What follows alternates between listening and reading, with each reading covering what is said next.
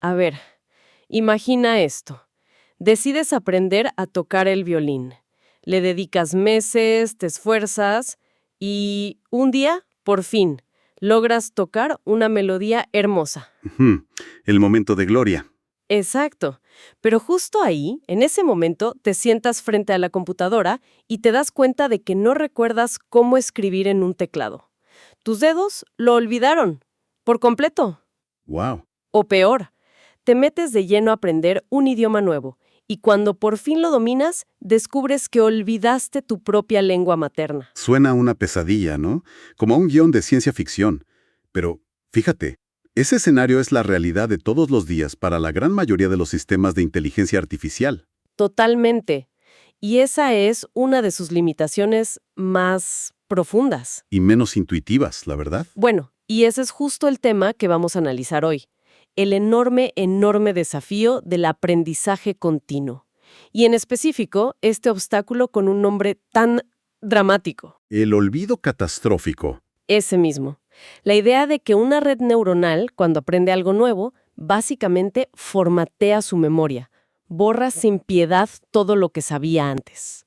Hoy vamos a desentrañar por qué pasa, cómo se está intentando solucionar y, claro, qué cambiaría si lo logramos. Y es que es un reto fundamental. Resolver esto no es un simple ajuste técnico. Es un paso clave para acercarnos a una IA que sea de verdad robusta, adaptable. Más parecida a nosotros al final. Justo. La diferencia entre una herramienta que solo hace una cosa y un compañero que aprende y evoluciona contigo. De acuerdo, pues metámonos de lleno. Quiero entender bien la anatomía de este olvido. En el material que revisamos había una analogía que me pareció brutal. Ajá. Es como si el cerebro, al aprender a hacer café, reseteara la región que maneja cómo atarse los cordones. Un dilema entre el café y los zapatos desatados. ¿Es de verdad así de drástico? Es una analogía muy, muy precisa. Y lo fascinante es que el problema no es nuevo, para nada. Se describió formalmente en 1989 por McCloskey y Cohen. O sea, hace décadas. Décadas. Y estudios súper recientes, como el de Kirkpatrick en 2017, confirman que sigue ahí. Es un reto central. El olvido no es parcial, es masivo. ¿Qué tan masivo? Una red puede tener un 95% de precisión en una tarea. Y después de aprender algo nuevo, su rendimiento cae a casi cero. A ser aleatorio. Pero me cuesta creer que el diseño sea tan bruto. ¿Por qué no hay un mecanismo de autoprotección? ¿Es un descuido o es algo fundamental de cómo funcionan estas redes? Excelente pregunta. Y la respuesta apunta a lo segundo. Es una consecuencia directa de su diseño. A ver. Piensa en la red neuronal como un tablero gigante, con millones de perillas. Sí, técnicamente son los pesos.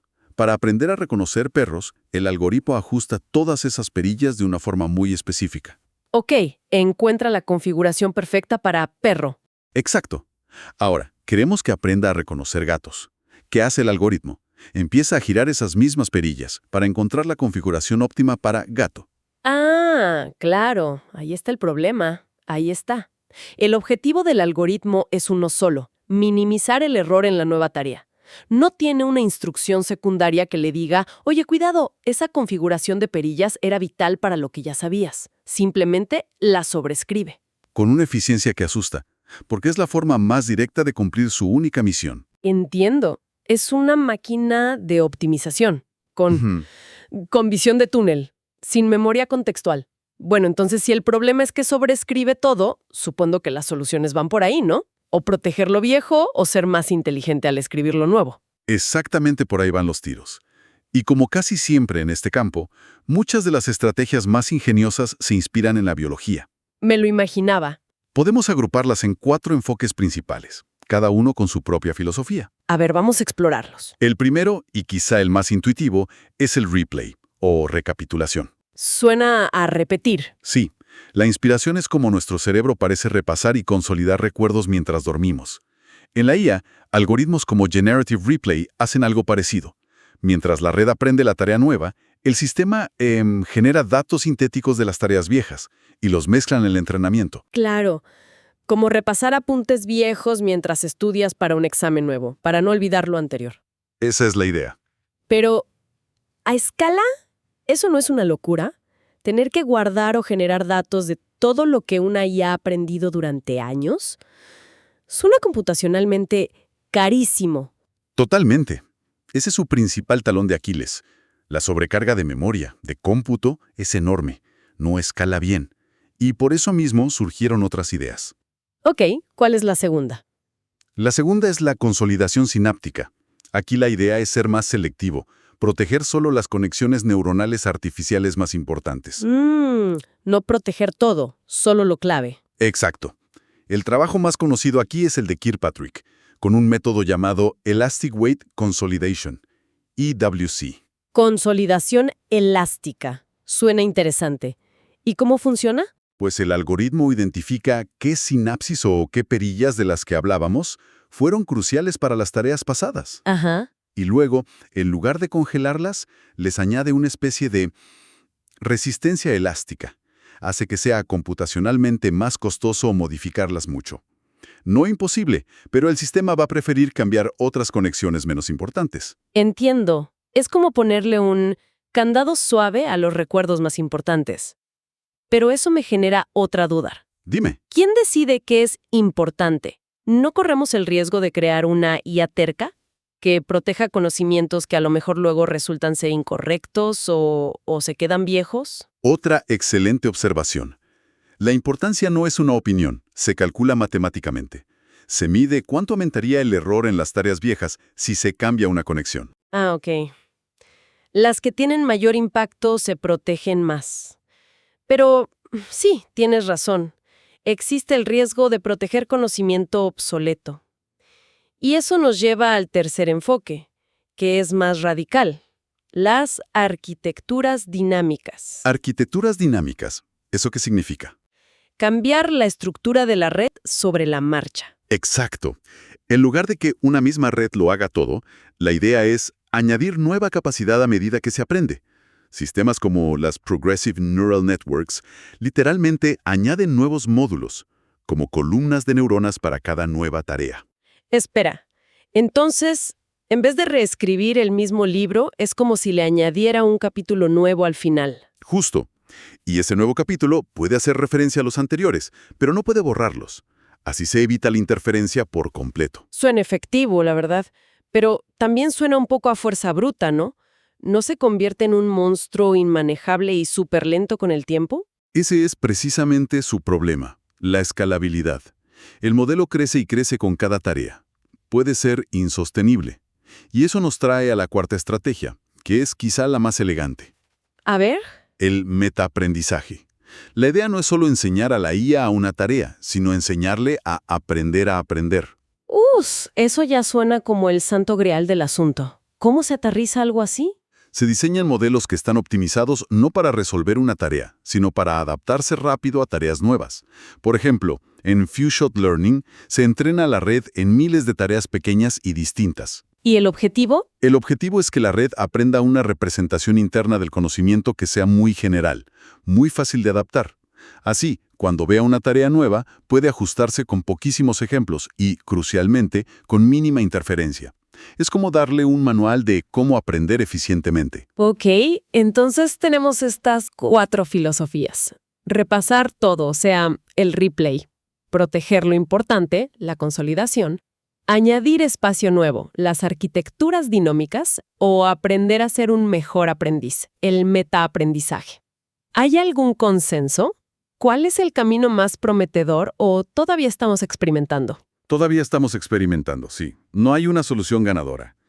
Lo más probable es que la solución final, si llegas, sea un híbrido. Una mezcla de varias. Claro, un sistema que quizá use arquitecturas dinámicas para separar conocimientos muy distintos, pero que dentro de cada módulo use consolidación y metaaprendizaje para ser más eficiente. La carrera está totalmente abierta. Todo esto me hace pensar en lo increíble que es nuestro cerebro. Damos por hecho que aprendemos a cocinar sin olvidar cómo hablar.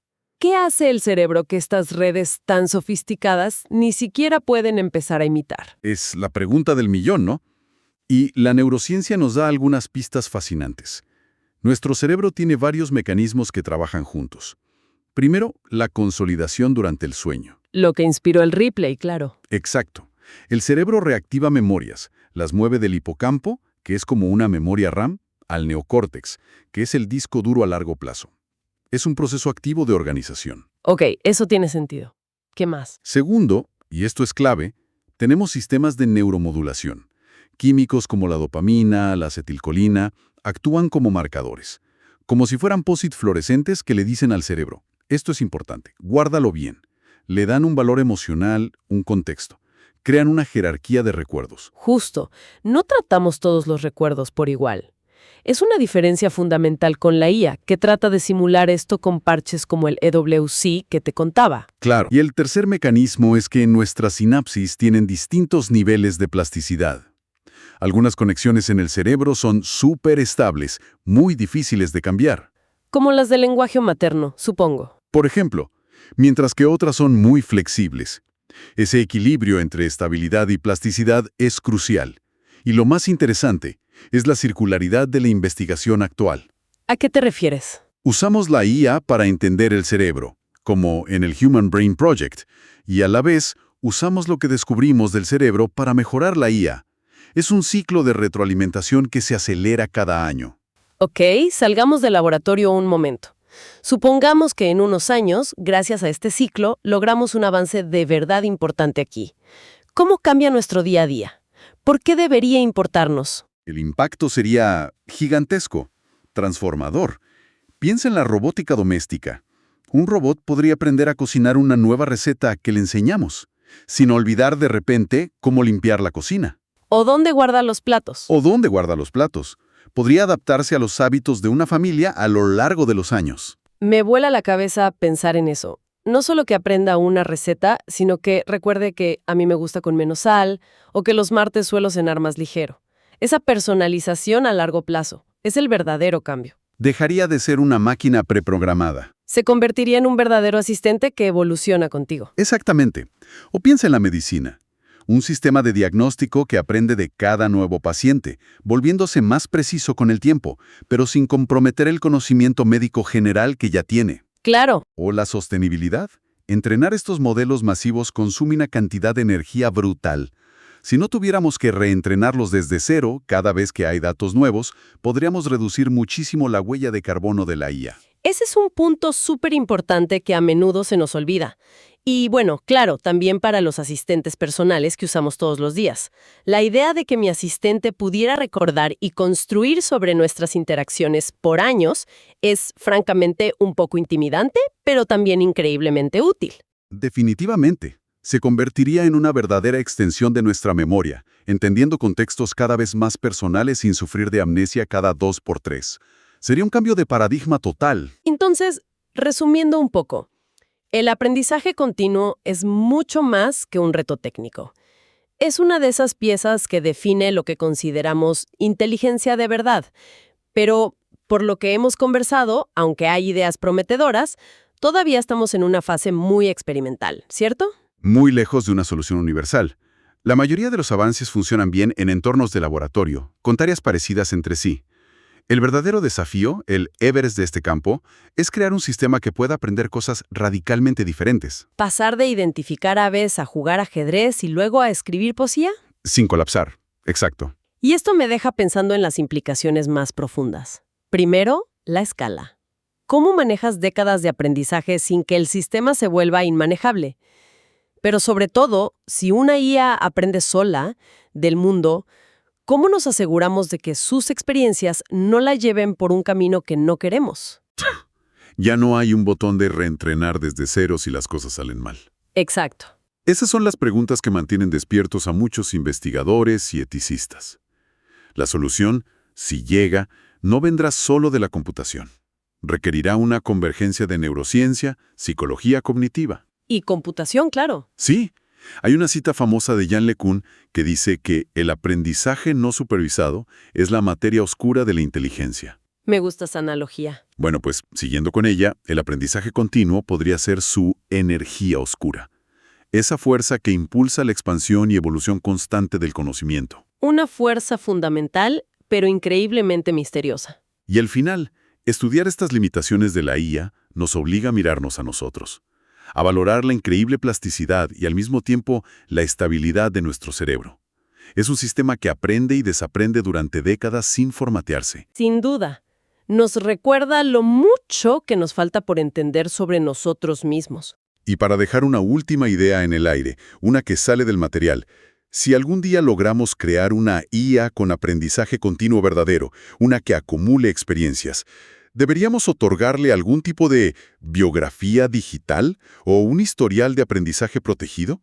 ¿Sería ese el primer paso hacia una forma de identidad artificial?